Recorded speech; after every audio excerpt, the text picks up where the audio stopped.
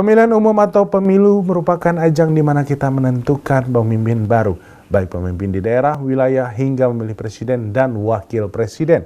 Pemimpin yang baik merupakan pemimpin yang sesuai syariat Islam. Bagaimana sih cara memilih pemimpin yang baik untuk pemilu? Berikut liputannya.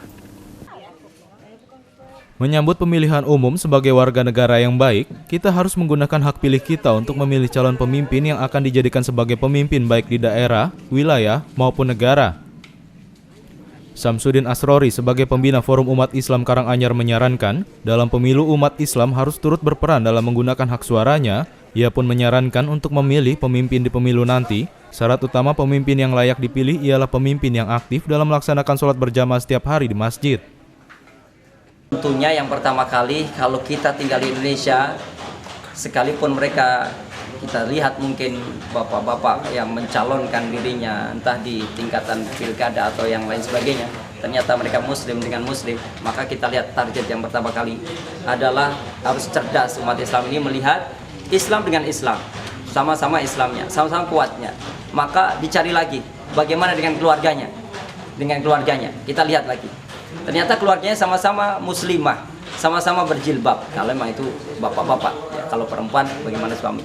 Lihat lagi, ternyata keluarganya pun Islami, putra-putranya pun mungkin disekolahkan di pesantren. Kita lihat lagi, di antara mereka yang paling aktif di masjid, yang tepat memperbaiki sholat 5 waktu, panggilan itu dipenuhi 5 waktu, siapa mereka yang aktif? Itu yang pertama kali.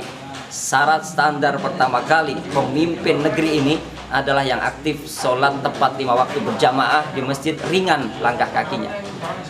Umar bin Khattab radhiyallahu anhu menyebutkan, "Faman daya'aha fahuwa lima siwa adya." Barang siapa yang berani meremehkan sholat, maka urusan yang lain akan diremeh-temehkan. Kalau calon pemimpin kita ternyata ini jauh daripada masjid, tidak tepat sholat 5 waktu berjamaah di masjid, otomatis sudah yang lain akan dianggap remeh-temeh. Begitu. Maka standar yang pertama, lihat sholatnya tepat atau tidak. Yang kedua, sama-sama Islamnya, sama, maka bermuamalahnya. Karena banyak hari ini ketika mendekati masa-masa yang suhu politik seperti Indonesia sekarang, akhirnya banyak yang akhirnya berjubah, banyak bersorban, banyak berpeci, bersongkok, yang itu membuat akhirnya umat Islam tadi dipolitiki.